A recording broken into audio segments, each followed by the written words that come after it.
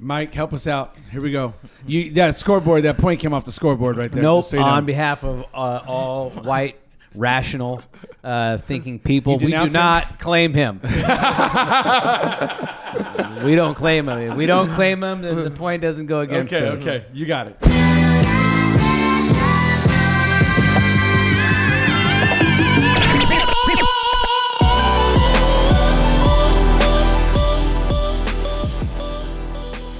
Hey, welcome to Not a Fit Podcast. It's your boy Anthony. What's going on? I got the bishop and the token in the house. Man, we've got one. I don't know what world you living in, but I'm telling you right now, things have been, boy, that's a bad choice of words. I was going to say popping. That's not the right word. Things have been jumping. Things have been crazy. You'd have to be living under a rock right now if you don't know what's going on. The temperature of America right now, there's been a lot going on. We're going to get to all of that. Of course, we're talking about Donald Trump and the attempted assassination. Remember, the goal of our podcast is we talk about culture and its influence on the church. And in my opinion, guys, all this is done is this is going to make it very interesting from now until the election in November, especially as pastors and especially as men of God talking about this, because there's all sorts of theories. We're going to be talking about that here in a little bit as well. But I want to encourage you. Thank you for all the shout outs where you're watching from. I appreciate it. Once again, continue to do that. We'd love to know where you're watching from.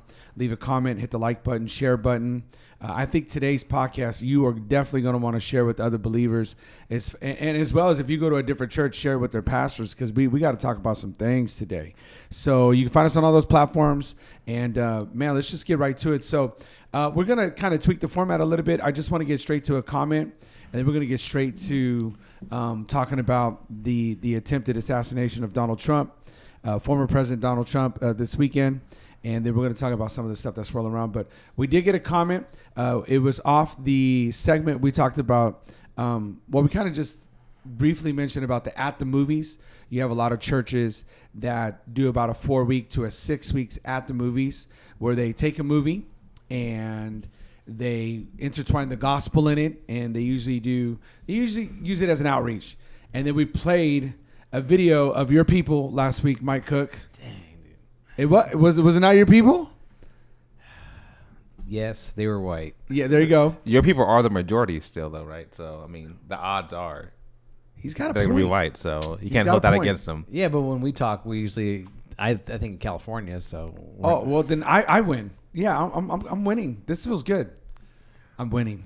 I know you want to say I'm not winning. I didn't say anything. You got the people who got papers, who ain't got papers. So you're Legal, illegal. We winning. Hey, a dub's a dub. So we talked about this and we said the whole Barbie thing, and then our viewer chimed in, and I think he has a legitimate point here. Let's talk about it real quick. Let's get to that comment section. Go ahead. Yes, he said the Barbie thing is an issue. What is wrong with churches today that the leadership cannot see the deception and draw away from the word of God? Yeah, thank you, Sensible Christian, for that comment. I think we asked that last week though, right? Like, why do we feel the need to do too much? I love the at the movies kind of concept. I think it does work. I've got a lot of friends who do it, and they choose really good clips, and they intertwine the gospel really, really well. But I don't think any of my friends are doing the Barbie thing, and I don't think they're singing the Barbie song. How bad it is to be Ken or whatever he was singing. So why are churches, are we just doing too much trying to entertain people, or what do you think it is, Bishop? What's going on here? Yeah, people really try to, I mean, you're saying it could be a good outreach tool, and so then people just go farther and farther with it.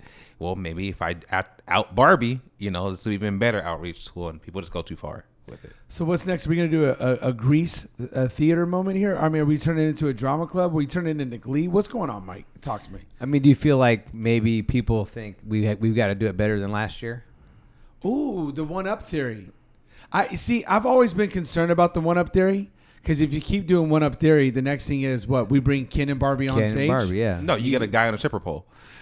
Whoa! Shots beats the fired. monster truck. Beats the monster truck. Shots, boy! You went straight That's for the happened. throat on that one. That's our warning. Look at the history. This is what happens. It should be in the history book. All jokes aside, that's true. Like, if you keep trying to one up, you get a guy on a stripper pole, and then you come out and you try to double down and defend the stripper. because you got to one up. Yeah. And then you rebuke the guy who rebuked you for having the stripper, and then you bring receipts that aren't real. This went bad quick. This went bad real quick. Where you could have just done worship, preached the message. Hope for the presence of God to show up and change lives. It's not that hard, is it? Nah, bring out the pole. The Bible's not enough. We got to bring out a pole. It's just not enough, huh? Bring out the stripper and the pole. This isn't enough to win souls. We got to be relevant. We got to be relevant. Got to be relevant. So next thing you know, men's conference is at the local stripper club, right? That's where we're doing the next men's conference because we got to do too much. To sort of defend at the movies, I mean, we do like preachers. They tell stories. I mean, Right. even John MacArthur, who just know all the scripture, tells stories. He too. does. And so, because stories do help communicate. Of course. And they're just trying to use that with people who may be an unbeliever, that they have emotional connection to, like this movie. Totally agree. Sorry, if I can relate that to God, ate some M&M's beforehand. Shouldn't Okay. Hey, we're good though. If you can relate that to someone, they have like what's the new movie coming? Inside Out. Yeah. And my wife was talking about, like, man, there's some moments in there that people was all over social media about how they relate to so much of what God does. Okay. And they're like, people in the movies crying about it because, like, man, it reminded them. So you can use those things as another tool to help draw people towards Christ. I don't think we have a problem with that, right? No, I think that if it's used right, you're good. I think I even mentioned it last week, like, because I had asked you, is the preaching live or is the preaching on video as well? And I think you said that sometimes the preaching isn't live, and so it's a video that they're watching. Right. Then it's a sermon video. But I think if it's done right, it's okay. But you keep going. Yeah, that's what it is. And it's like, why are you doing this whole theatrical performance, Mike Todd or whatever it may be? Right. And you're going away from what people really are coming to church for. Yeah, I feel like last week, and maybe we didn't. Hopefully we did. I think we balanced it pretty well. Like you said, we do the stories, we do these things. I agree with you 100%. I just think you got to be careful. And I like the way we put it this week. You got to be careful of the one-up mentality. Hey, this year we did this. Okay, next year we got to do bigger and better. Sometimes less is more, and the gospel's always been effective. And so if we just keep the main thing, we're going to be all right. So definitely, thank you for chiming in. Please leave a comment. Let us know what you think. We'd love to hear about it. But really, we're just trying to fight for that radical middle, and we just really got to be careful of the one up. Okay, let's get to it. So on Saturday, Bishop, we're hanging out. We're at your son's birthday party. And doing a little Panda Express, little cupcakes. This is how we do. And I jump on X, and bam, I think I showed you, like, hey, Trump just got shot, right? And you're like, what? And so we start looking into all this. My X feed blows up. It's all these different things. And I know our first reaction, like, is this real? Because sometimes you know how people be doing the AI generated stuff and the memes and all that. You don't know what's real or not, especially in the heat of the moment. And as we sat there and we started seeing, like, oh, wow, this is really real. Before we show an abbreviated clip, I'm sure everybody's already seen it, but what were you thinking when I first showed that to you? Like, did you have any first thoughts? Oh, that it was fake. Without a doubt. Yeah. I was like, someone over exaggerated something. This didn't really happen. Like, this is fake. Yeah. Now, when you first saw it, what was your first thought when you saw? I did too, and I'm not saying that as like a conspiracy theorist. I just didn't know if it was AI generated or a meme, because it wasn't as satiated. It wasn't that many people posting on my feed, so it was just like a one or two random at first. Because I literally was on X like 5 minutes or 4 minutes after it happened, so I was super just by serendipity. I mean, just by random time, serendipitously, I was there. So. It wasn't until like 10 minutes later we saw hundreds of things like, oh, this ain't fake. But so I kind of, I don't want people thinking like we're saying it was staged or fake. So that's what I'm trying to clarify. We just got to it right when it happened. But what did you think when you first heard about it? Yeah, I started looking at different news outlets. Okay. I was like, and they were kind of slow as well. Very slow. And so I was kind of slow to react. Like, wait, I thought the same thing. Like, is this real? Because I felt like you have an ex-president's potential assassination attempt. I would have thought it was going to be like, boom, like right away, everybody's running with it. And it didn't seem like that was the case. So I was slow. Okay, hold on. Can I just say this real quick? He brings up a very good point. Okay, just if I can, okay?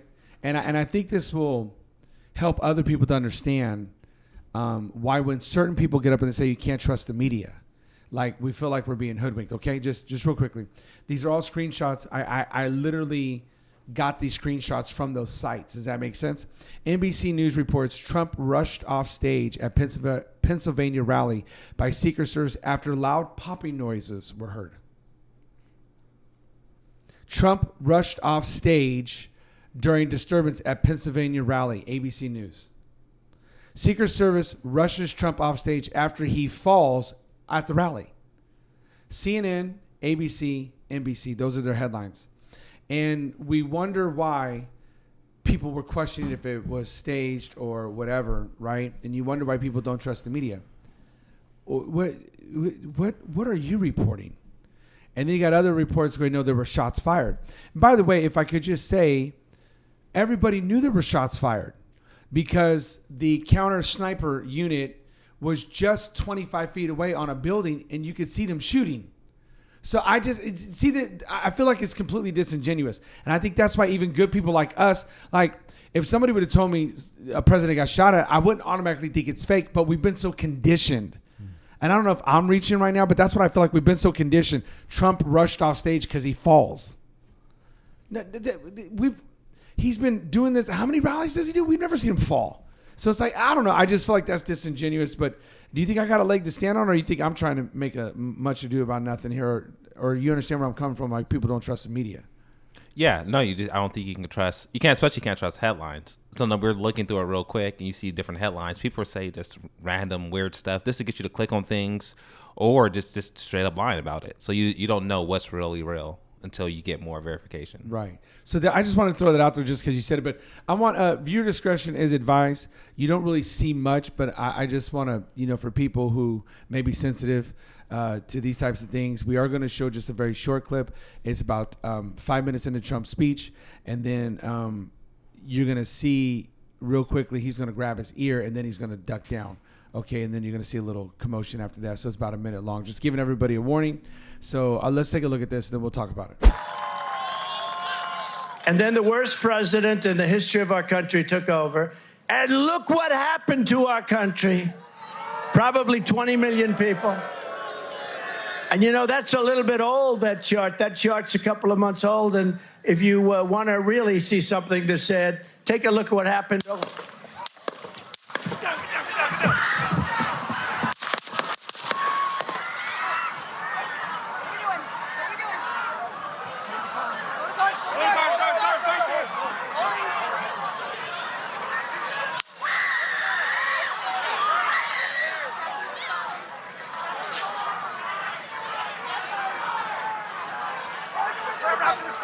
Move to spare. Hold. When you're ready. On you.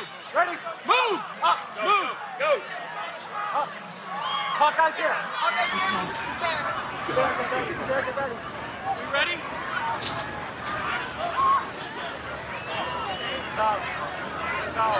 Okay, we are watching live at a rally in Butler, Pennsylvania, where former President Trump was speaking on the stage. Man, that is just that. Okay, so seeing that again, what was what's been your thoughts since that? I mean, talk to us as a believer, not just as a pastor, but what's your thoughts now? Like looking back at it in hindsight, this has been like almost a full 24 hours. What are you thinking now? I'm glad he's okay. Not because I, like him as a president or whatever. It's like, man, this is someone just at a rally just getting shot. You see, another person who's killed there. And I think two other people who are hurt. Mm-hmm. It's unfortunate. I mean, that's not what they came there for, and for them to have to go through that and their families go through that, and people are like celebrating, man, I wish Trump was actually, was killed. It's like, man, you really don't care about people. And they hear that even from maybe other Christians, like, people who say they're Christians say that. It's like, it doesn't make any sense. Yeah. What about you? What about you, Mike, after seeing that again? Like what's your thoughts on that? Man, I'm glad he wasn't killed. I feel like if he had been killed, we'd be looking at like a civil war again. I think people from both sides would just go nuts. The radicals on both ends would just go absolutely nuts if he would have died yesterday. So it's unfortunate, right, that once again you got people who just got no bearings on what it means to be alive or how precious life is. You got people doing these clips. You had one job. How did you miss? How could you barely miss him? And to me, what type of person? Listen, I'm not a Joe Biden fan, but I don't wish ill or harm on the guy. You know, I'm definitely not a Gavin Newsom fan. I don't know. If I had to pick between Gavin and Biden, I'd probably pick Biden. How about that one? I think everybody who lives in California would agree with that, right? So, and that's saying a lot, isn't it? Yeah, Newsom's pretty bad. He's bad. But I don't wish anybody harm. Do you? I definitely don't celebrate somebody trying to take his life. It's like, is this a gut check to where we're at in America? That you got people who will literally come on there and throw a temper tantrum because the guy missed? Is this where we're at? Is this really where we're at? Yeah, absolutely. This is where we're at. What the heck is wrong with us? We've been seeing it with all the rioting since George Floyd. We've been seeing it with just all the BLM stuff. Then everything that's led up to now. There's such hatred between both sides, the right and the left. Where those, like I said, those radicals. Had he died yesterday, we'd be in a lot of trouble. Yeah, it would have been bad. I'd be calling some friends. I'd be needing some backup at the house. Yeah, it's gonna be bad. Why? I find it hard. I'm just throwing this out there. I'm finding it hard now to even be more in the middle. Like I feel like I'm being pressed on both sides, and like I've got to be even more intentional. I've got to stand my ground even more because I feel like right now the die has been cast, and you got to choose one side or the other. And I'm over here going, no, I need to be in the middle. I need to be. Does that make sense? You feel me on that one or what? Yeah, I mean, people a lot of people just don't have any rational thought, and they just choose a side and then go to this extreme. So it's like Trump is an evil person. I want him dead. Period. Do you want? I mean, think about this. I'm being honest. Like, I'm older now. I don't think I've ever said I want this person dead. Yeah, I mean, like I really have a dislike for our local politicians. Yeah, I mean, you hear me talk about the breakfasts and all that all the time, and some of these guys around here who I just really despise. But I don't want them to die. I want them to lose an election, but I want them to die. I'd rather them work at In-N-Out rather than run our city. No, In-N-Out's too good. In-N-Out's too good. Yeah. I don't know, Danny's or something. Yeah. I agree. I mean, that makes sense, right? Like, I mean, as much as we have a disdain for some local politicians and stuff, but you don't want anybody to get hurt. I don't want their kids to get hurt. I don't want them to get hurt. And then here's the other thing. Innocent people suffer. Mm-hmm. Yeah. I mean, okay, we've been to rallies before. And to think that, we live in America, the greatest nation on the earth. And anybody who thinks different, you can miss me with it. You just got up that morning to go to a rally of somebody who you believe in, somebody you're going to support, and you're just thinking it's going to be a normal day. And then next thing you know, a wife is leaving without her husband. A daughter is leaving without her father. A sister's leaving without her brother. All because some idiot hates Trump that much. Well, if you don't like him, donate to the party you do like. Go door to door. I can think of 100 things you could do other than shoot the guy. Yeah, not to mention everybody who saw him get killed. I mean, they're traumatized. Exactly. You don't see somebody who gets shot in the head and be okay with it. Even if you don't like their political party, like you just saw somebody get murdered. And I think you bring up a good point that people, why, Bishop, what I'm asking you is, why have we lost rational thought? What happened? Yeah, you just get into your head that this person's evil, he's racist, he hates me, and he's going to end America. So if we can end him, things will just be better. And it's people just completely irrational as to how they think. And then to come to say like, oh, this is all staged, like whatever, this is all fake. He just wants to get himself more political power. It's just crazy. It's like you have no rational thought. Yeah, Trump set someone up to come shoot him in the air. Like you obviously never shot a gun, or you're just being completely irrational. There is not a shooter in this world. I'm letting just like, hey, shoot me in the air. I thought about that. Yeah, like you're gonna sign up your homie who you've been to the gun range a few times. Yeah. Hey, bro, what I want you to do is I want you to get as close to my brain as possible. Just kind of take a little piece of my earlobe off. I ain't trusting nobody with that shot. Yeah, if that's what you think, don't say it out loud, because you sound like a fool. So just stay quiet. If that's your thought, just stay quiet. Okay, but I want to show you. And since you brought that up, I'm going to show you this clip right here. That was more staged than a Tyler Perry production of Medea Runs for President. I lived in Harlem long enough to know that gunshots do not sound like making popcorn on the stove. Pop, pop, pop. Where'd the blood come from? So in theater, in movies, they have what's called blood pellets. They even, people use them in Halloween. It's basically a pellet of fake blood that's in your mouth, and when you crush it, the blood comes out. To be frank, Small Hands Trump would not respond by raising his fist in the air triumphantly were an actual attempt made on his life. This was, I believe, done to try to show his strength counter to Biden's fragility. Oh my God. Molly, you in danger, girl. Smalley. Okay. She seemed like she's tired. She need to go to sleep. She needs a little nap. She needs to go to sleep. Shut your mouth and go to sleep. So this is the problem, right?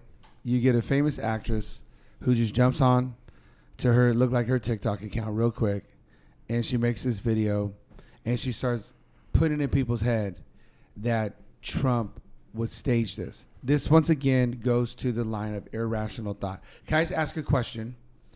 Had this been Obama and somebody took a shot at Obama, do you think people would be saying this is staged? Or do you think there'd be some fighting in the streets right now? Yeah, I think if you put Biden in that spot, So could people blame Trump? Like, could be right now.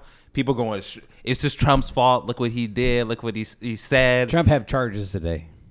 You think so? So you're saying if it forget Obama, if they're trying to give him Biden- January 6th for what he said. Interesting. I think you're right. They hate this dude so much. I think Then you're they right. choose a side so much. They were saying after he got up and said fight, they were saying whatever happens next, if anything comes out of this, they're going to go back to that and say this is Trump's fault. Look what he did. Look at the violence he caused. And so my question is, after he gets a piece of his ear off, right, and shot off or whatever, he's got blood on his face. He gets up and he wants to show a moment of strength. So he gets up and he says, "We're going to fight," right? Like, hey, I'm not backing down. I'm more committed now than ever. And then people want to spin that. What was he supposed to do? I mean, this is the same guy that got up on Sunday morning at 9 a.m. tea time for golf. He ain't going to stop what he's doing. So I don't what I don't get. I think I'm the only one here who's been shot at. Am I the only one here who's been shot at? Okay, well, I can testify then. Here's what I'm telling you. There's so much adrenaline pumping.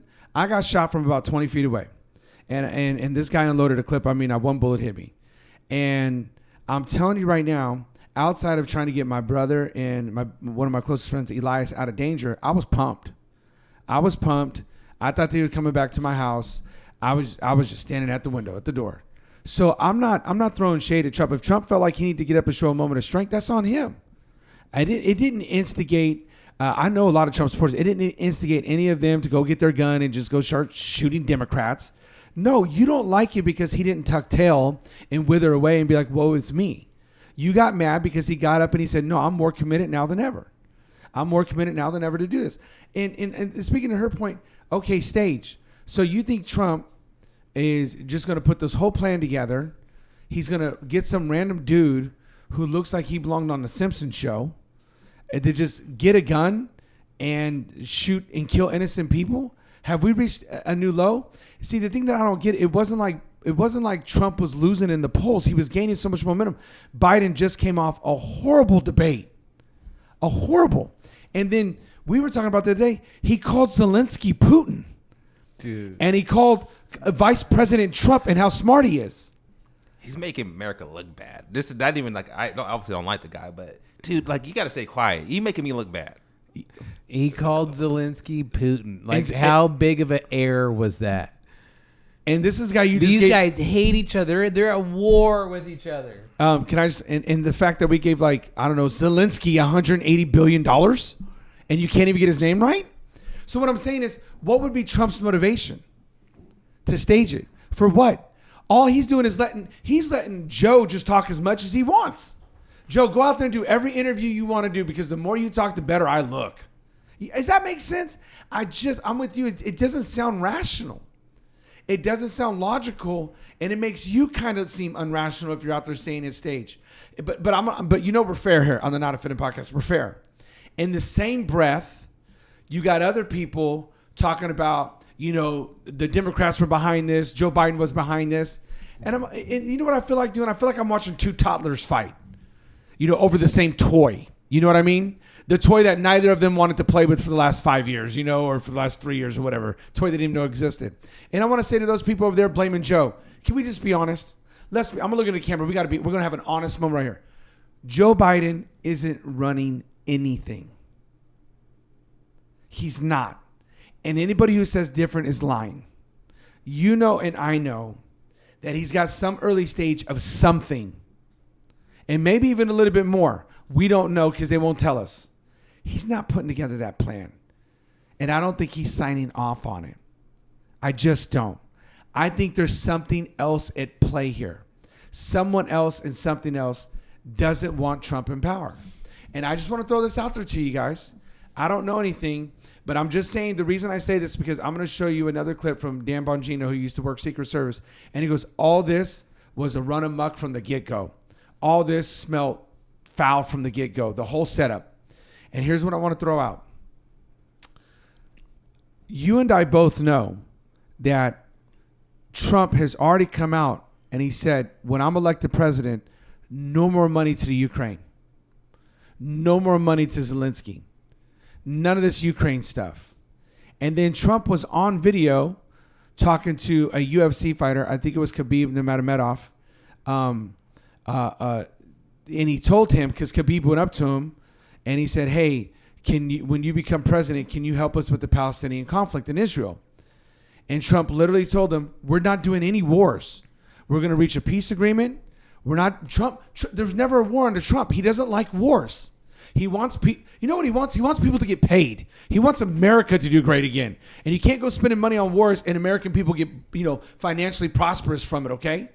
And so he was on record of saying, we're stopping that war too. We're done. No more wars. And this is the other thing he said. We're shutting down that border. That's it. We're going to get control of these things. All that sounds great, by the way.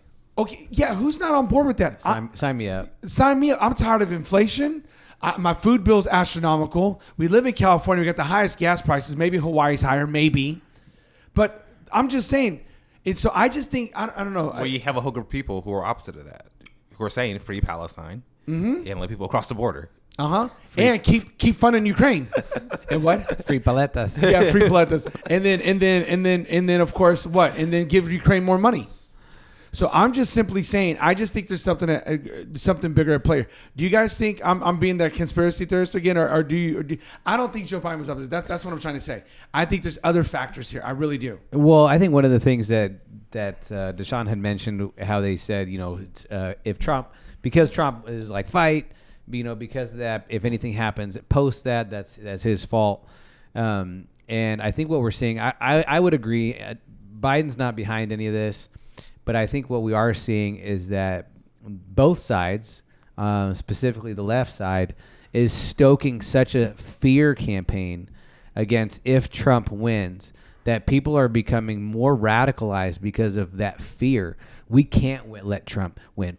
If Trump wins, then it's going to be the death to every value that we have. All of our morals are gone. Our children are going to be da-da-da-da. So people are so afraid that they'll go to the extent of trying to assassinate the president or our old president. Yeah, there's people who are saying if Trump gets in office, he'll never leave. This is it. He's taking over the country.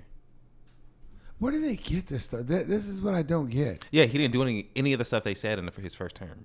Everyone said they were afraid of Trump to do, he didn't do. But they're stirring such a fear to get people to do crazy stuff. Okay, can I just ask something? Okay, if you're gonna go through all this, I'm just playing both sides of the card here. If you're going to go through all this to stage and to stage an assassination attempt and to get innocent people hurt, injured, and killed, and to barely miss your own life, which I still don't know anybody who's signing up for that.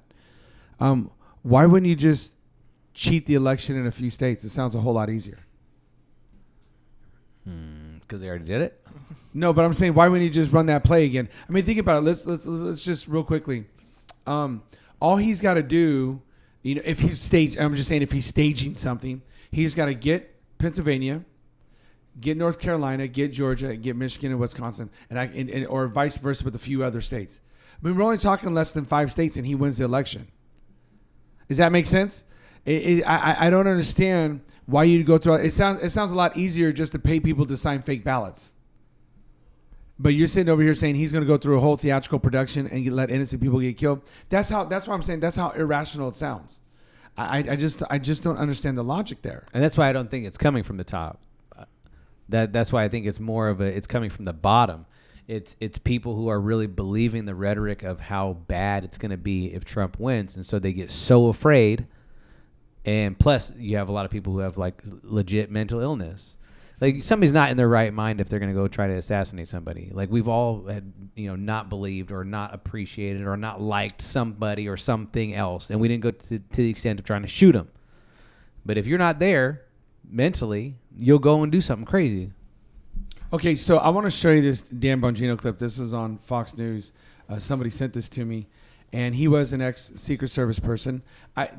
I said all that I said, and then I saw this clip, and it just kind of reaffirmed and confirmed that I think there's just bigger things at play here. Okay, so viewer discretion, again, is advice. Also, this is a little bit longer of a clip, but if you want to know why people are starting to question some of the things going on, he does a very, very good job of detailing some of the rookie mistakes that were made yesterday. So you want to lean into this. You want to listen. Go ahead.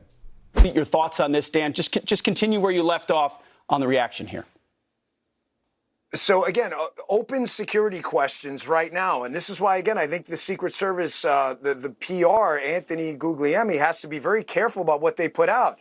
He says in his X post, and you can read it yourself, you don't need to hear it from me, that they deployed these extra resources and technology. Okay, well, which ones?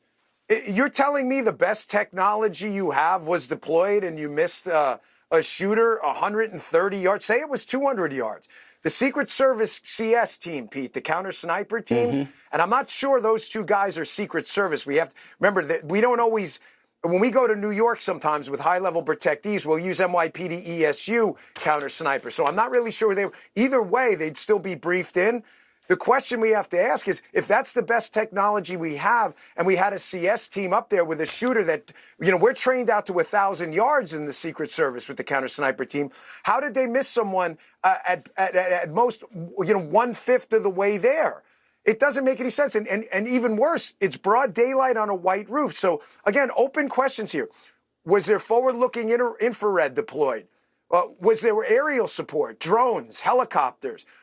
Something happened too. If you go back and listen to the audio, I want you to listen to this after I get off here. When Donald Trump, after this tragic thing happens, you'll see the Secret Service agents. And by the way, I know some of those guys personally. It takes a lot to run into bullets, divorcing the security failure. So at least they did that part, correctly, and they knew what they were doing after the security absolutely failed. But you're going to hear something if you listen closely. The guy mentions Hawkeye on the scene. He's talking about those two, the black BDU with the tactical gear CAT element, that 2-man CAT element. That stands for Counter Assault Team. That's a Secret Service Special Weapons Team, equivalent to our SWAT. So they're there. They all deployed and did what had to be.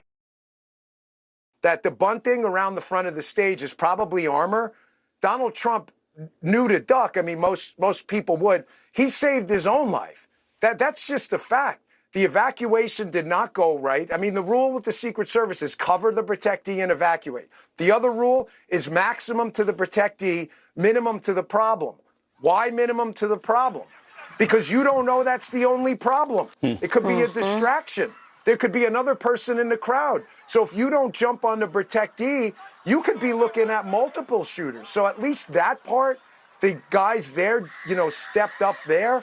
But the failure here is absolutely catastrophic. And I got to tell you, the Secret Service should be very careful. I can tell you and absolutely confirm from the horse's mouth, from multiple people, not just one. And I saw Congressman Waltz text this out before on X. There have been repeated requests to increase the security footprint around not just the residences of Donald Trump, but the body itself. And they have been rebuffed. Like I said, I can tell you actual quotes. The Secret Service directors completely failed and candidly should resign today. Kim Cheadle has failed Donald Trump and honestly failed Joe Biden too. He's the president right now. Where's the DHS secretary? I mean, this is, you're blaming it on manpower? So just to be clear, we're a $4 trillion United States government and we can't fork over enough money to keep our people alive? And then you're sending out tweets like, oh, this is the best technology we have. Really? To let a sniper 150 yards away from the potential next president shoot a piece of his ear off? Pfft, that's your victory lap? Give me a break, man. Dan, I mean, you bring up so many amazing points, and I just don't even know where to begin except to ask you, why would the Secret Service not beef up more security for the man who is most likely to be assassinated in the entire world? Why would they not deploy more resources? Why weren't there drones over? Is it that this woman, Kimberly Cheadle, the director, is incompetent? Could there be something else there? What is happening? Is it DEI? What's going on?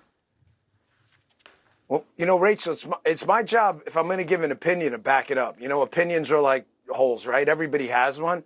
The difference between one opinion over the other in a courtroom and anywhere else is, can you back it up? I want everyone at home, go on your phone or computer now, and I want you to look up U.S. Secret Service, red ties, Donald Trump. Yeah, read it. The Secret Service was more concerned about protective agents around Donald Trump. If you think I'm making this up, go to a left-wing search engine if you think I'm biased. Go to Scroogle and put it, oh, you're reading a story right now. They were more concerned about the color of the Secret Service agents' ties around Donald Trump, given the perception that a red tie was somehow, I've got red ties. I'm a Republican. It has nothing to do with it. I just like red ties. They go nice with white shirts. That's an actual, oh, you see it right now. I'm not crazy. This is what the Secret Service was concerned about. They put out, 1,000 tweets about all of this DEI stuff. Do I know that's related here? I don't. I'm just saying, you have one job and only one job. Your job is keep the body alive, no matter what. Donald Trump, Joe Biden, Jill Biden, the president of Djibouti, it doesn't matter. That is your job. They absolutely, resolutely, 100% failed. Not a single excuse should be made. Not a single excuse should be attempted. This should be the subject of congressional hearings and investigations, because if they can't do this, and this is the best technology you had, then folks, there's no purpose anymore. This isn't the agency I grew up in. It's not. I spent 12 years of my life there, and I'm telling you, I know some of those guys personally. These are good men and women. But this was an apocalyptic security failure. And don't ever forget, an uneventful failure is never a success. And the fact that Donald Trump didn't die yesterday is no reason for anybody to take some kind of victory lap. And before we start sending out plaudits, we better look and do a hot wash on this and find out exactly how abysmal this security plan was. Well, uniquely, because you also have unique experience, uniquely, you've been able to tell us today that the failure is on both the ground level and the immediate reaction, the advanced level, and seeing what could potentially be the problem, and at the organizational level in what kind of resources were given to Donald Trump over time. And as we said, you have the experience to know. Dan Bongino, thanks so much. So that's why I was saying what I was saying, that I think there was a lot of factors at play. And then I think we were still together at the restaurant, and that clip came up of the BBC reporter interviewing that man who said, we saw the sniper on the roof.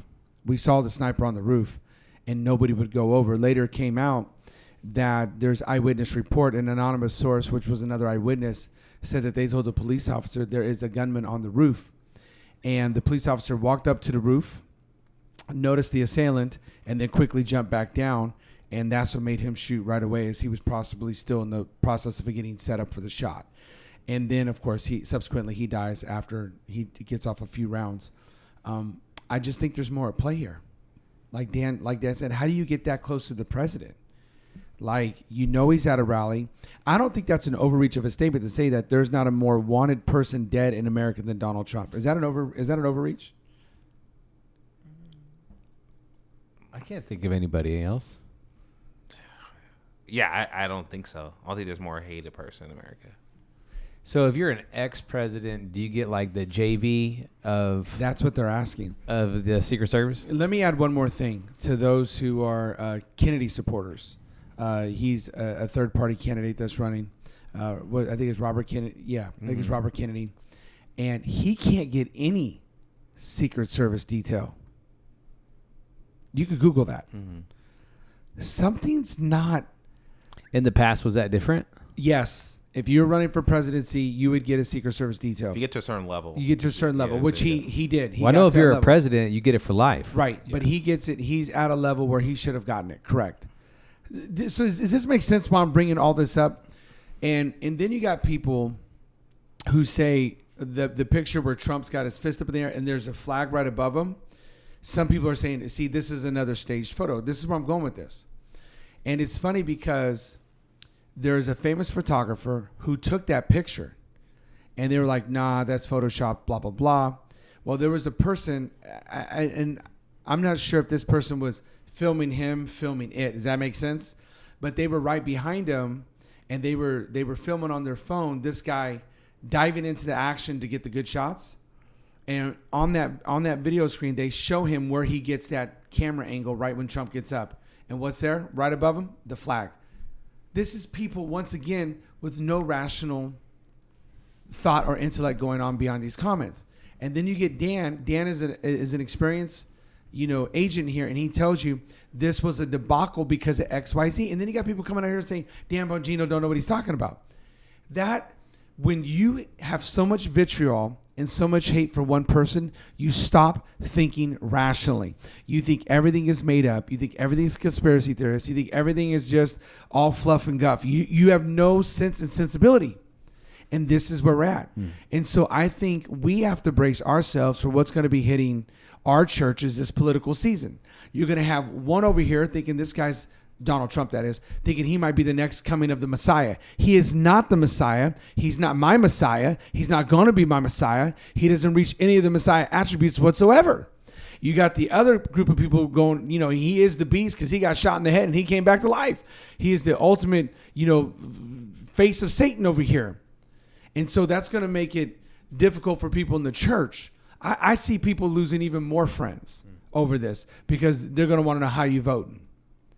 I don't know. What would you say to people who are already starting to feel that pressure? Because I know we're going to get it. I mean, I know I got family. You got family. We got family. I think we're all in the same boat. This is going to be fun. Yeah, I mean, because people are going to say, a lot of people are going to say that, Donald Trump is racist. Like, especially if you're black or, Hispanic, how could you vote for this person? But the thing is, he's closer to the values of the Christian faith. I don't even know if he's a Christian. He might not even be a Christian. And I don't know. But I know he's closer to the values a lot more than Joe Biden is.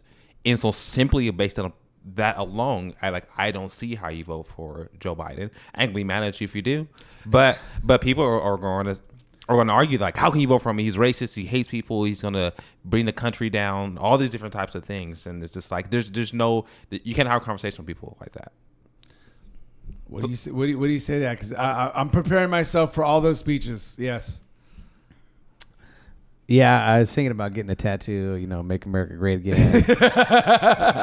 Is that the conversation starter or the conversation ender? Yeah, just right here. A face tatty. Let's go.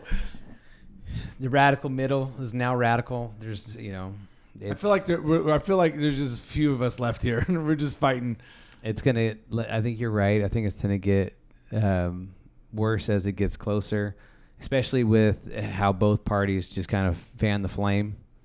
And they're the ones that are really trying to create division. If you think about it, they're really pandering to a vote, and in order for you to vote, you have to make a decision. So they're trying to get you to choose a side, and the way they get you to choose a side is by hating the other side. You're right. And for me, I guess I just get frustrated in general. I get frustrated with people thinking that Trump is a messiah of some sort. he's going to save America. Well, and also it's if you vote for Trump, then you agree with who he is as a person at all times. Which is funny because I don't agree with any billionaires for the most part. You know what I mean? Well, how many people in general do you agree with all the time? Actually, you're right. I don't even know. With that argument, litmus test, right? So does that mean that every person who says that you align morally and ethically with your boss? Right. But yeah, you still work. But yes, you still work there. Yeah. How could you take that money then? Well, I don't know. No, you're right. But hopefully you hear my frustration. You got people walking around like he's going to save us. He's not my Pope. He's not my Messiah. He's not any of that. Let the man be a man. And if he be president, then he's president for. By the way, he's only president for 4 years. The guy's old too. People make it sound like he's going to be 90 and still run the country. No, he's not. I don't even know if he makes it to 90. You see where I'm going with that? It's like, what are we doing? And I don't need Joe Biden to save us. Only Jesus can save me. And that's who I put my faith, hope, and trust in. And I serve a king of a different kingdom. And it's only for 4 years. Everybody, let's sit back and relax a little bit. And I'm not saying it's not important to vote. Yeah, you need to vote. People died so you can vote. I think that's very important. But I'm just saying we're going to stay in the middle. We're going to fight for it. So that brings me to this next clip. Let's segue now to, since we said we're going to be, hopefully doing a good job of pastoring our people in the radical middle. I just want to say that. Brings me to a clip of Matt Chandler talking to Lecrae. Matt Chandler pastors a church in Texas. I believe it's called Village Church. And he was on this podcast with Lecrae. And he said something that I think you and I were talking about it. Like, what was he saying? We don't understand it. I'm going to play the clip for you guys, and then we're going to talk about it a little bit because I think Matt, I don't know him. I'm going to go ahead and assume. I think Matt's trying to find the radical middle too. But I think in his attempt to find the radical middle, I think he's found nothing. That's just my personal opinion after we listen to this comment. You guys, is he going to make me look bad? He is white, Mike. I'm sorry. God. I know it's tricky. I know it's complicated. I'm about to find some videos of some black dudes and some Mexicans saying some crazy We already dumb have stuff. one. Remember, it was the Mexican dudes who were eating the, what was that, the leg? It was a Mexican dude. They said tacos. They said tacos. That was a while hot back, sauce. man. I got it. I'm gonna do some You need research. something new? I'm gonna do some research this you week. need something new. Okay, he's gonna find some dirt. Okay, but I just want to get you guys' comments on this. Okay. On any topic, you've got these two fringes, right? You got this far right side, this far left side. You got them. I'm never gonna give an ounce of thought to those folk. Okay. I'm not gonna be able to win them, no matter what I say. They're gonna misinterpret. They're gonna misapply. That's just permission to play in leadership now, where you got to get up and say stuff. Then there's this group of men and women that deeply love Jesus and are confused at what it looks like to follow him. And I'm going to aim right at that. But we literally had the governor of the state of Texas show up and then call us and be like, hey, we'd love to say a prayer or something. I was like, yeah, no. Okay. I'll pray for you. Yeah. But no, we don't do that. Now, I will say that might change for me on local issues, like school board issues, things like that. I might be a little bit more vocal about. But no, sir, you don't get to use my pulpit for that. Here's the best thing I've heard, and I'll certainly say this fall. One, neither side is for us. That's good. Neither side is for us. That's good. And this is N.T. Wright. So I'm stealing from N.T. Wright, Michael Bird, Jesus and the Powers. You gave him credit. Is now the yours. book. You say it. No, this is the second time I've said it. So it's the third time where I'm going to say a friend of mine says. Is it in the Overcomers book? No, it's not. I should have. This book came out after mine. Right. But he said, I just thought this was brilliant, that the left wants the kingdom but does not want the king. And the right wants the king but does not want the kingdom. Goodness sakes, I'm going to say it. I'm going to say it, Cray, and then I'm going to probably say it like I thought of it in the fall. I can't do that now. Dang it, we might edit that out. That's good. Isn't that great? Because that's my experience. Like you bring up King Jesus over here. Yeah, it's like, that's a problem. Hey. But you bring up the poor. Yeah. You bring up immigration. Yeah. You bring up, so even now, I know if you're a righty and you just heard me say, they're like, Chandler's for open borders. Right. No, I'm not. I didn't say that. Yeah. But that's the fringe. That's how they're going to respond to anything. There's you no say. nuance. So I'm not even like, whatever. Sure. Okay. Yeah. That's what I believe. And I'm going to let the crickets chirp. My responsibility before the Lord is to be obedient to him and then care for these people in the middle. Yeah. So good. I'm not. I've spent enough time on these fringes to know this isn't rational. Yeah. It's not reasonable. It's probably spiritual, and nothing I say is heard, even if I'm giving the qualifying statement of I don't believe this. Yeah. Then the way they hear it is he believes this. Yeah. And so why spend the limited amount of energy I have there? Yeah. So I'm going to aim at the people that love Jesus, love his word, want to be faithful, not sure what it looks like, Yeah. hate both options, Yeah. don't know what to do, feel compelled to take advantage of their civic right purchased by the blood of others to participate in this democratic republic. Yeah. How do we do it? What do we do? And I'm going to try to go at that this fall. Okay, so let's get some first thoughts. Did that make more sense now hearing it again? Yeah, I think I didn't hear the whole thing. The first Okay. time I heard it, maybe I stopped it because after he said the kingdom thing, I was like, this guy's an idiot, and I just turned it off. So I understood a little bit more, I guess, what he's trying to say. I still don't understand the king part. We'll discuss that in a minute. Yeah. The part I understand the kingdom part now, what he's trying to say, or NT Wright trying to say, but people who I respect don't like NT Wright, so I don't like NT Wright either. Anyways, that's not the subject, but It's for another time. Yeah. I like NT Wright, but that's for another time. Go ahead. Yeah. Yeah. Well, some people say he's a heretic, so I can see how they say that. Yeah. But yeah. But yeah, I can understand how he was saying like maybe the far left is like big into the kingdom, but I still don't agree with the terminology. But the idea of like helping the poor, or this idea of charity, you'll say. Okay. Well, in all things white, we must go to Mike. So, Mike, what does your white radar say about Chandler? You were a little upset that we got another white guy on here, but it wasn't that bad. I didn't think it was that bad. Yeah, it wasn't that bad. I hadn't exactly. seen that. That's what I'm saying. That's what I'm saying. So the whole time I'm like, wait, I'm missing it because I didn't see how it was that bad. No, because the way that I was, what I was hearing him say was when it comes to politics, yeah, you have the people on the far left and the people on the far right, and because of how far they are on both sides, whatever he says is either not going to be heard or it's going to be misconstrued. And he's right about that. And so he's searching to help those who are in the middle find their way politically. That's what I heard, and I feel like that's kind of where we're at. No, I do. So point for the white guy. Oh, well, see, I think you did a little too much right there. Oh, I don't know if I'll go scoreboard right now. Okay, I don't know if I'll go scoreboard because this is the same guy who came out there and said if you don't have anybody black on your staff, you need to go hire them right away. Hey, why are we bringing up the past? Okay. Did he hire someone? I don't know. I'm just saying that he did a video. It's like, see, I got a black friend. Yeah, he did. Oh, cray. What do you call him? Yeah, he's doing too much. Yellow cray doesn't help him. No, not at all. So let's break that down a little bit. He said, well, he's quoting NT Wright, and he said the people on the left, they want the kingdom. I'm assuming he's talking about the kingdom values, such as the poor, immigration, love is love, social justice, taking care of the disenfranchised, the marginalized, right? Okay, homeless, big deal. And then he said the people on the right, they want the king. They want Jesus. They just don't want the kingdom. And that's the part I get confused on, which I don't think he did a good job. He dropped the quote and he just impressed himself. Right? And they're all impressed. Yeah, and we're over here going, you're gonna have to elaborate on that a little bit more.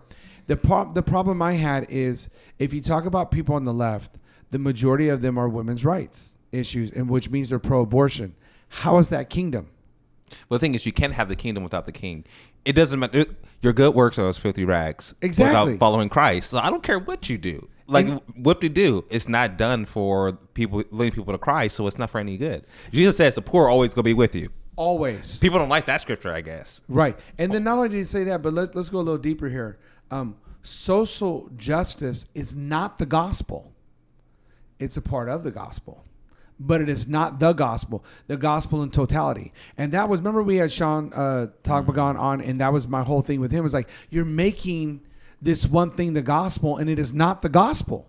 It's a part of the gospel, but you are worshiping it instead of worshiping the Lord.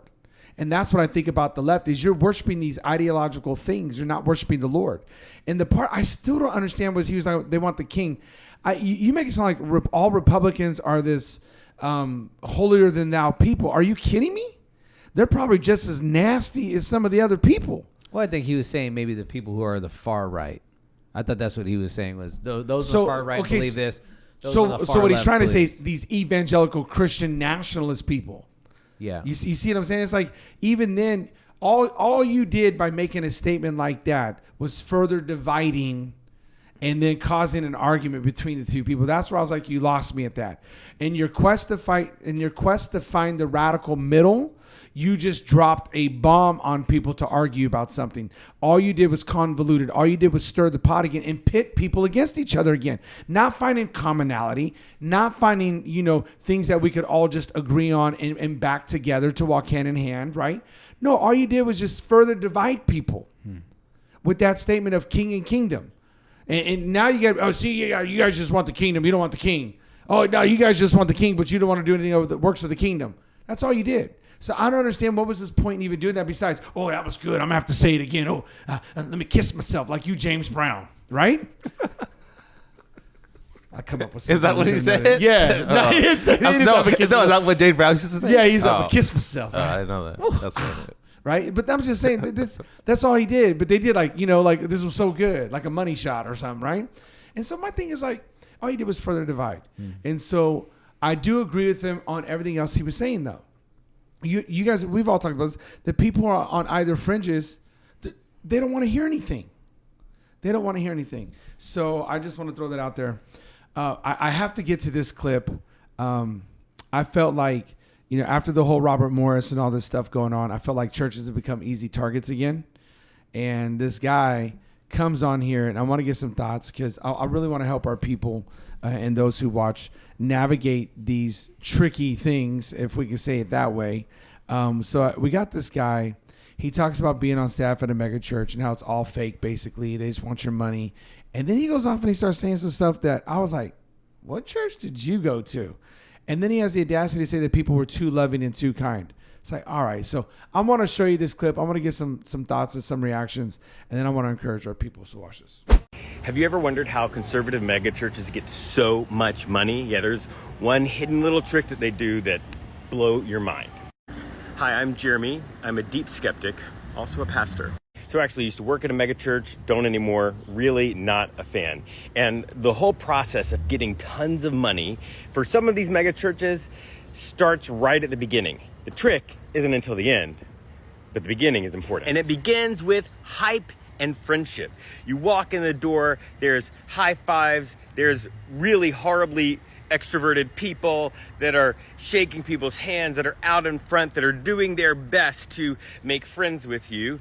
And then you take your kids go to a place where there are inflatables and the teenagers have video games. It is like this epic, amazing first experience. It's like you're getting to go to this place where everybody loves you and wants to be your friend, and all of the people are having so much fun. And unless you show up on the one like we hate gay people sermon that happens every year, you are like, wow, this is pretty good, and the band is really good, and there's lasers, and I didn't know that lasers were part of church. And then at the end of that first visit, likely in the worship service, they say, hey, we've got a class for people who want to learn more about our church and you should come to it.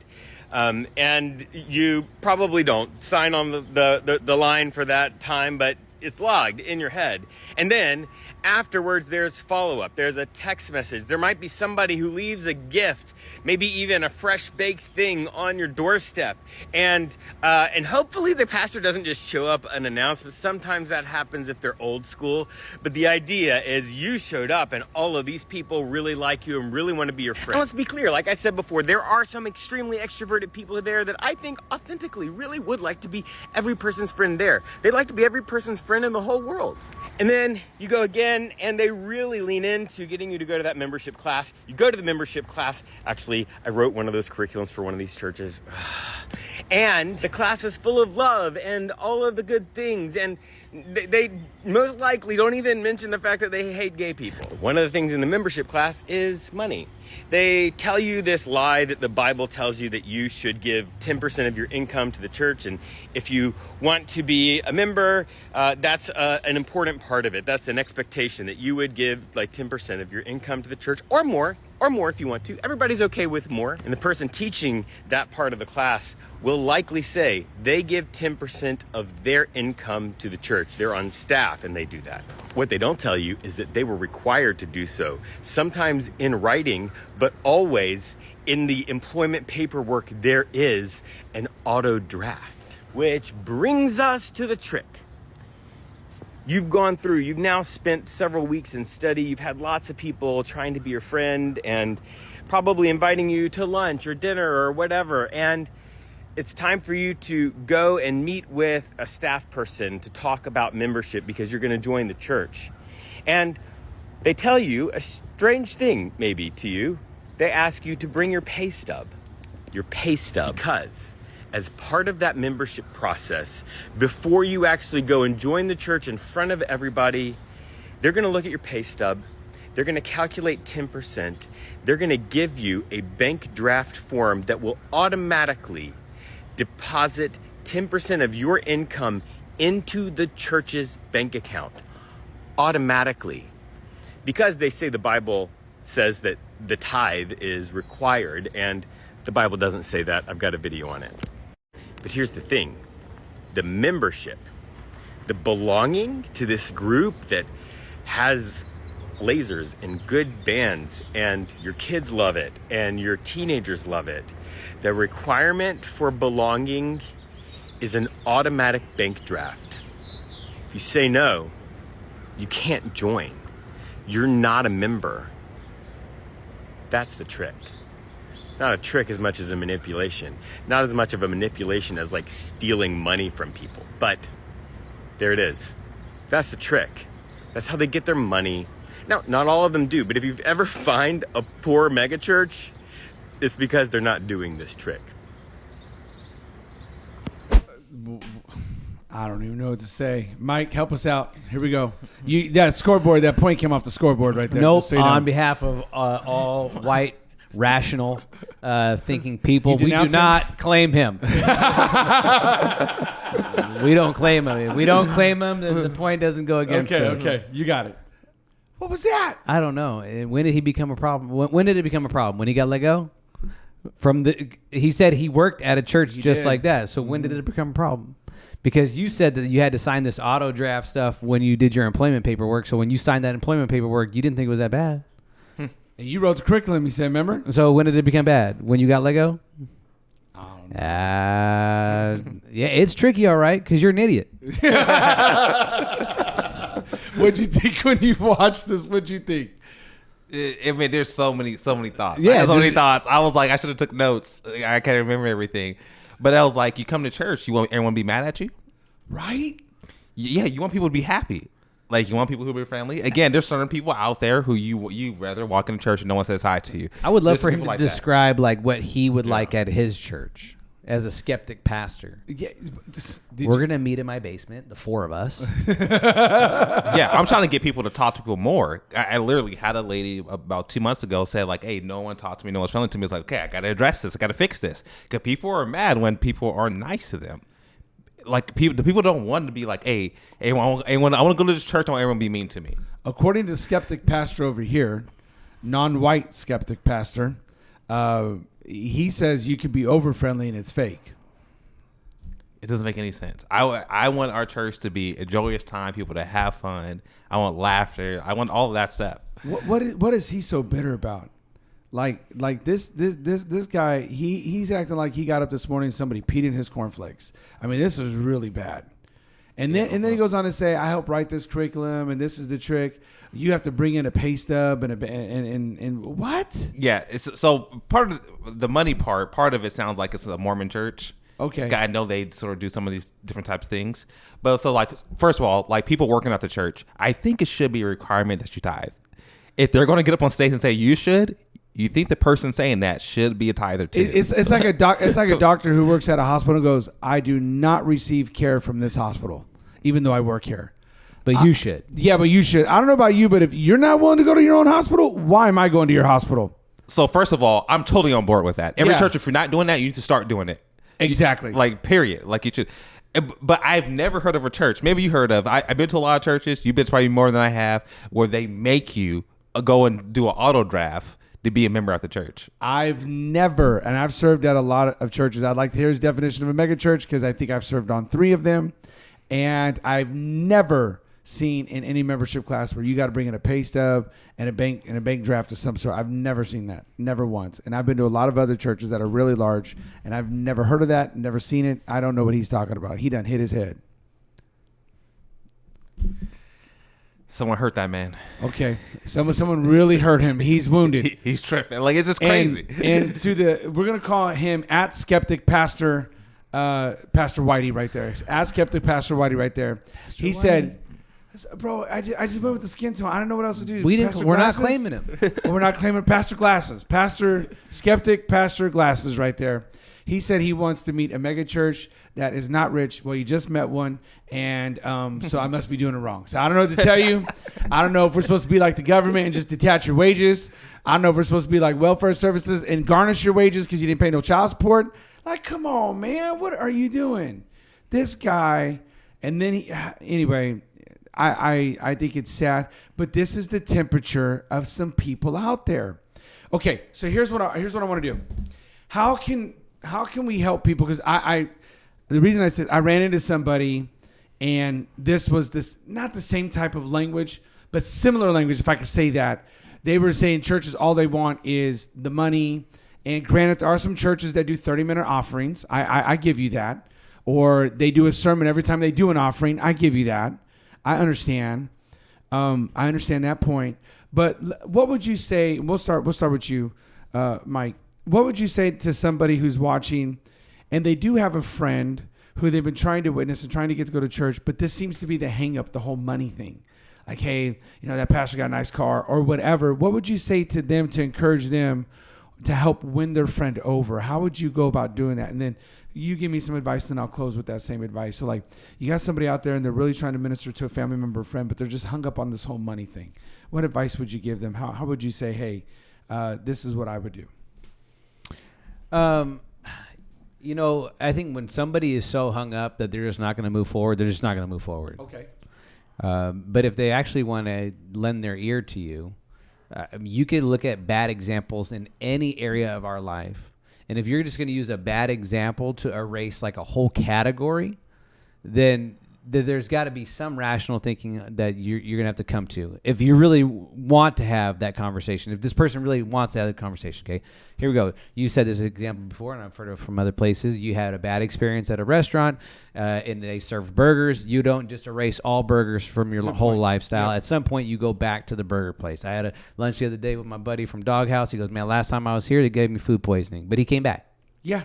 Okay, most people will say, I'm not going back to Doghouse, but I'll go try tip somewhere else. If you're just going to erase a whole category, I don't want anything to do with religion. I don't want anything to do with pursuing Christ, because churches are all about money. If somebody's not going to move off of that point, then you just got to continue to just be you. Mm-hmm. At some point, they're going to come around. At some point, they're going to have a bad day. They're going to have a bad life experience. Somebody in their life is going to need prayer, and they'll reach out. So you just keep doing you. But if they do want to at least have a conversation, come to them with the example of don't just throw out the baby with the bathwater. Got it. I like that. What you got for us? You said giving isn't a salvation issue. Right. Don't give. Go find Jesus. Yeah. And then, because I'm confident in this, once you do, something's going to change in you. Oh, good so I'm not point. even worried about it. I don't have to fight about that with you. Well, God's going to deal with it. I just need you to find Jesus. You find Jesus, and then we'll see what happens. I don't give because someone else tells me to give. I don't give because they help necessarily fund the church or all that. That's not the first reason I give. I give first to be obedient to God. Simple as that. If you're at a church where you feel like, I can't give here, I don't trust the pastor, go find another church then. Thank you. It's simple as that. Because don't let that stop you from being obedient to God, because you need to be obedient to Him first. And if you feel like that's a hang up for you, go find another church. Both of you, that's solid. I appreciate that. It's so solid. I don't need to say anything. Let me just say one other thing, not on that subject, but something he said. he said about this whole membership class. I just want to encourage everybody who listens to this podcast, and maybe this is just what you need to clip and send to a friend. The reason I like people being involved in church, and I mean this sincerely, is because we get to know you better. We're doing life on life together. The reason we got so close is most people don't know this, but we were doing everything at the church. We were setting up chairs. We were cleaning bathrooms. We were vacuuming. We were mopping. We spent so much time together because we were volunteering here that we built a family. We built a relationship. And so when I'm thinking about people getting plugged in, I'm thinking there are several benefits to being plugged in. First off, you're doing a little bit of kingdom work, which, glory to God, that's what you're supposed to be doing. But second, you're making connections with people. Most people fail because of the friends they have. Most people fail because of the circle they keep. So we're just trying to get other believers around you. All we're trying to do is get you a part on the team, right? To say, listen, now we can do life together. And you know what I love? That in certain areas, people are doing life so well, they'll find out like a family member sick or something, and they'll start a meal train. They don't even involve us as the church. They're saying, no, this is my team. These are my friends. We're doing life outside of church too. And when they're suffering, we're suffering. So we want to come to help them. One of the best things that happened for me, like if I could just say a proud moment of being a pastor, was I think it was like 2 months ago, we had to cancel men's night, our Tuesday night Bible study for some, I can't remember why we had to do it, but something was up, a holiday or some sort. And I saw a group of guys take a photo at a restaurant together. And they didn't need a men's group to get them together. These are guys who already been doing so much life together. They serve on a lot of the same teams together, and they're in their own Bible groups together. And they just said, hey, listen, we don't need men's night to get together. I saw that picture, and that just like put the biggest smile on my face. Like, we obviously did something right. This was the whole point. Outside of moving the kingdom, right? Like building the kingdom and moving it forward. This was the whole point, for people to build relationships and for people to find their next best friend or another brother in faith and to do life together. And so this guy just sounded jaded about being a member, or they just want to use you and all that. Nah, you'll never know the value of what it means to be a volunteer until you become a volunteer and you see the value. And you see that it reaches much more past than greeting, holding a sign, being an usher. No, these are people you're doing life with now. So I want to encourage you. I don't know what spot you're in. I don't know if you got burned by a church experience, right? Or you just mad that the pastor has a nice car, whatever it is. I'm just saying you're missing out on vital connections. You're missing out on vital relationships. I would just encourage you, wherever you go to church. And Bishop, I like what you said. If you really got that big of a problem with that church, go find a different one. It's really not that difficult. We used to say back in the day, remember, get in where you fit in and fit in where you get in. And it works that way. So I just want to encourage you. You're missing out on something. You're missing out on part of being the body. And I would just encourage you to do that now. Hey, this has been the Not Offended Podcast. Peace. We're out.